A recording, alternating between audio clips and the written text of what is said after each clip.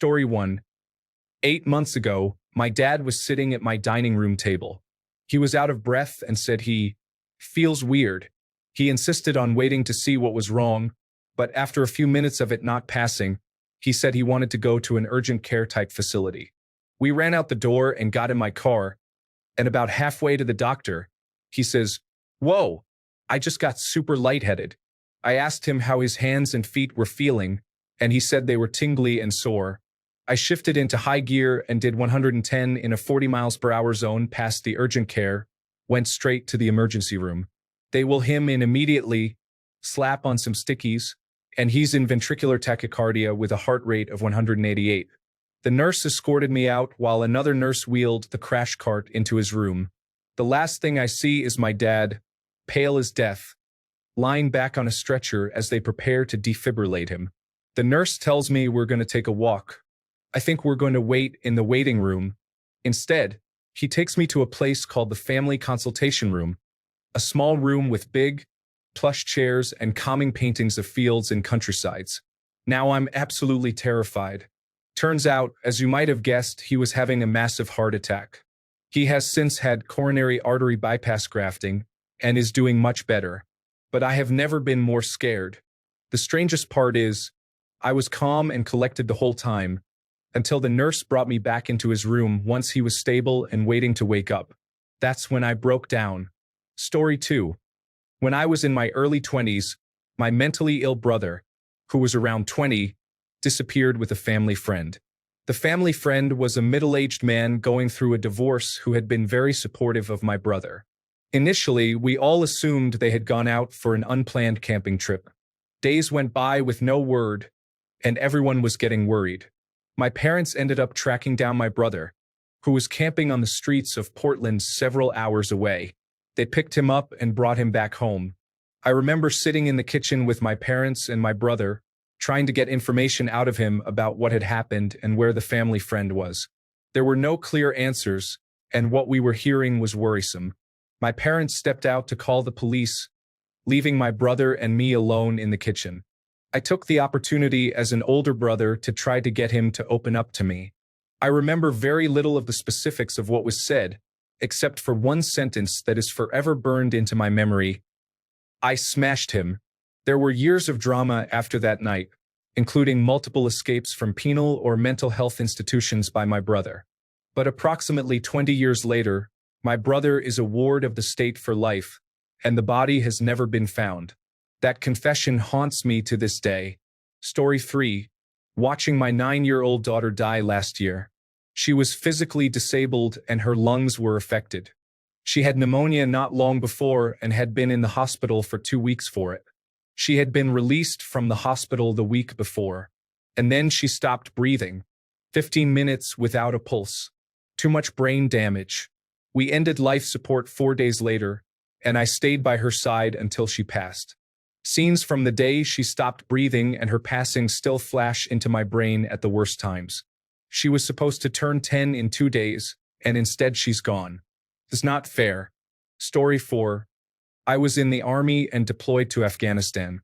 It was my second day there, and I hadn't been sent to the combat outpost. I was sent to a couple of days later.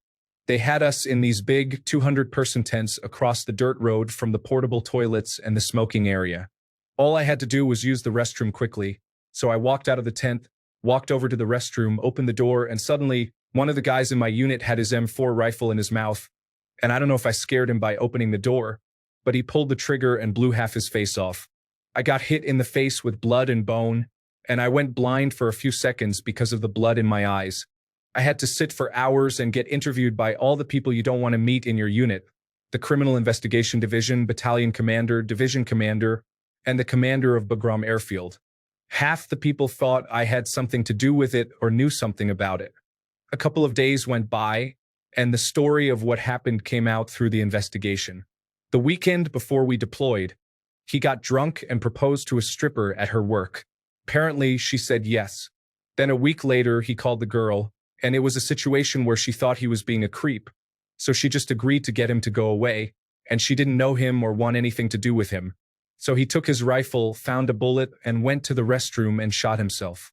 The hardest part is, he didn't hit his brain. All he did was blow the front of his face off.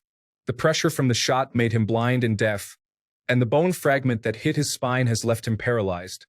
And now he needs 24/7 specialized care from his family just to stay alive. I can't believe someone would do something like that to themselves over a girl they just met. That kid was 18. Story 5. Heading north on Route 83 in Pennsylvania late at night, I saw a southbound pickup with a trailer stopped and the trailer on fire. The driver was inconsolable. Under the trailer was a motorcycle. 25 yards up the road was a human-sized bump. I rushed up there, and the rider was just decimated. He was gurgling and twisted in so many horrifying positions. I know I shouldn't have moved him medically, but it was dark and late, and there was no way to alert oncoming traffic, so I pulled him to the shoulder and kind of sat on the ground with him. Several people stopped, one a registered nurse, and she sort of propped his head up and tried to make space in his airway. He just gurgled these broken sounds and kept that up until the ambulance got there. When they loaded him onto the board, and the headlights showed the injuries he sustained, it was unimaginable to see a human in that shape. The next day, the news posted he passed at the local hospital. I still think that the last faces he might have seen were a bunch of strangers on the side of the road. Story 6. Being shot at by gang members in Wilmington, Los Angeles. A bullet hit my friend, who was driving, in the head. He survived okay, but that was certainly a fear-inducing experience. Story 7. Being with my dad when he died of congestive heart failure, you basically drown slowly from the inside. Seeing him and my mom say goodbye after 51 great years of marriage at the moment he passed over. He opened his eyes for the first time in a week, made solid eye contact, and then gave in and died.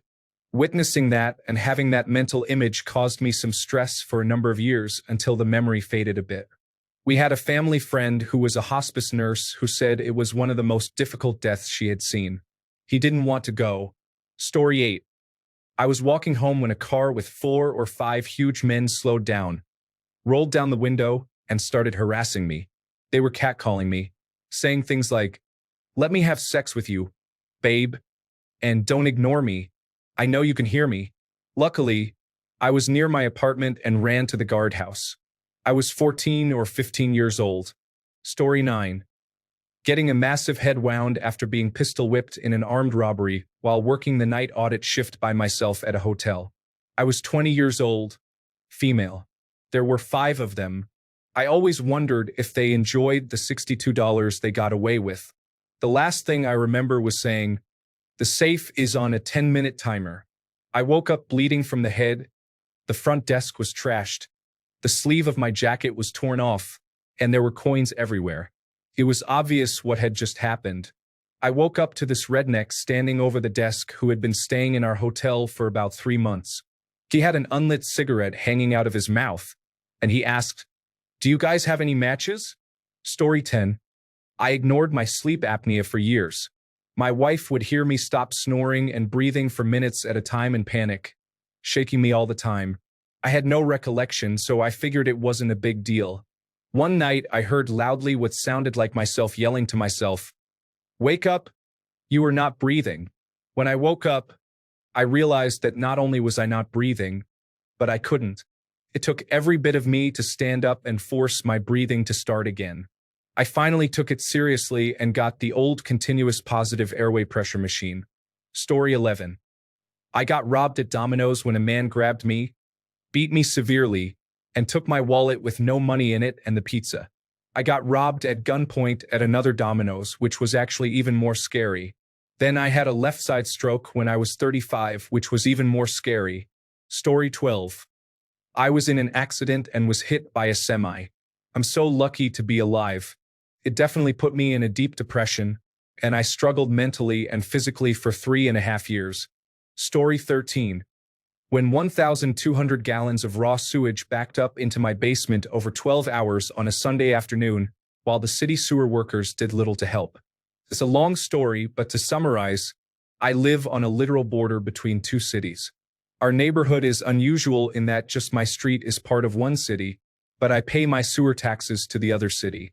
In any case, the toilet was acting strange one day, and we realized that sewage was coming up through a drain in the basement. We called a plumber, who quickly deduced this wasn't our problem. It was a Sunday afternoon on a beautiful day, and of course, no city worker wanted to come out. While we were trying to get the city to fix things, the plumber asked if we wanted him to call a buddy who specializes in hazardous material cleanup, and thank goodness we did, because those guys saved our house. All afternoon, the cleaning guys were pumping out the sewage, which was up to our knees at this point, while the city sewer people tried to find the clog but couldn't, so they ended up leaving and abandoning us. I kept calling the city repeatedly, screaming about what was happening, and they kept insisting it was not their problem. It was ours. After 8 hours of this, and at this point over 800 gallons had drained out of our basement with more constantly flooding in, I ended up calling my real estate agent for advice, and he called a friend in the mayor's office. Then, and only then, did the city decide to mobilize. We ended up with both city sewer departments outside working on the issue, which they managed to resolve relatively quickly, and all I got was a half-hearted apology from a sewer supervisor in a Hawaiian shirt who was annoyed he had to leave a baseball game to come deal with this literal mess.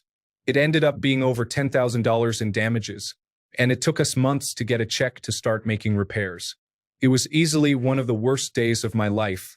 Story 14. While this doesn't compare to some of the things I've read here, the most terrifying experience of my life was the 60 seconds between my daughter being born and when she started breathing.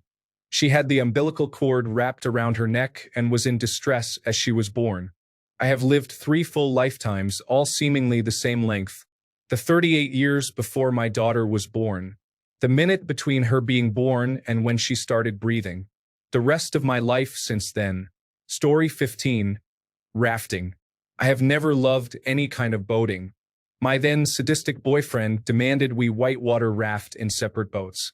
I flipped over in a very bad eddy spot and was trapped under the raft. I thought I was going to drown. Story 16.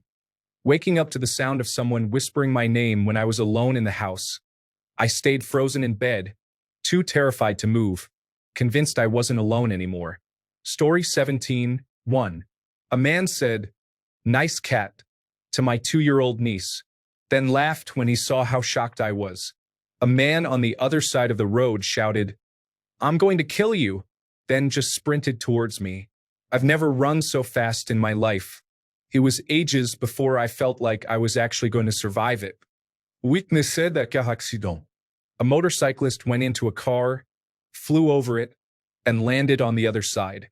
He had a piece of bone sticking out of his leg and kept trying to get up. Someone ran over and immediately took his helmet off, which seemed like a bad move in case he had a neck injury. I suggested that they leave it on, but the guy who was taking it off said he was a doctor, so what do I know? I think about these all the time. Story 18. Waking up to a strange man standing over me watching me sleep. I froze and stayed still until he left. I thought it was sleep paralysis until I found a box cutter he left on my kitchen table. It turned out to be a maintenance man for my apartment who got fired. Story 19. I had a friend who drank a lot, to the point where he could be completely drunk and seem sober. I made the mistake of getting a ride with him once when I didn't know he was drunk. He was going twice the speed limit, swerving, and running red lights even though I was screaming at him to stop. As soon as he got to a light where he had to stop, I ran out of the car. Story 20. Finding someone I love dearly having overdosed on fentanyl. Unresponsive, not breathing, couldn't find a pulse, face pale, lips blue. I thought they were dead. I didn't panic, I went into crisis mode. I knew they were an addict. We live in an area where it's rampant. I administered naloxone to them. They took a deep breath and came to disoriented almost immediately. Everyone should carry naloxone. It saves lives. They'd likely be dead if I didn't have it. How dead they looked will always haunt me. I don't think the nightmares or flashbacks will ever fully go away. Sometimes panic sets in at irrational times.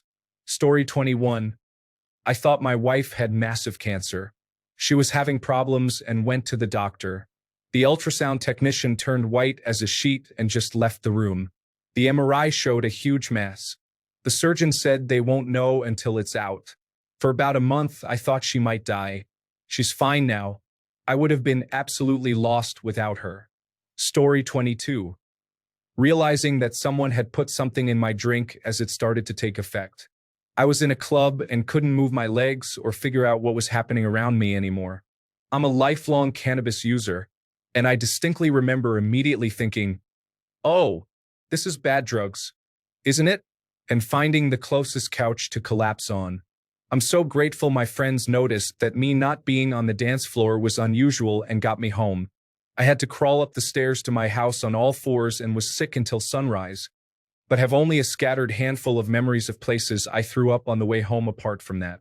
I woke up on the bathroom floor safe, unharmed, and with a blanket, my favorite stuffed animal, and a bottle of water that my friends had left for me. I'm an atheist, but God bless women who look after women. I don't set my drink down for photos anymore.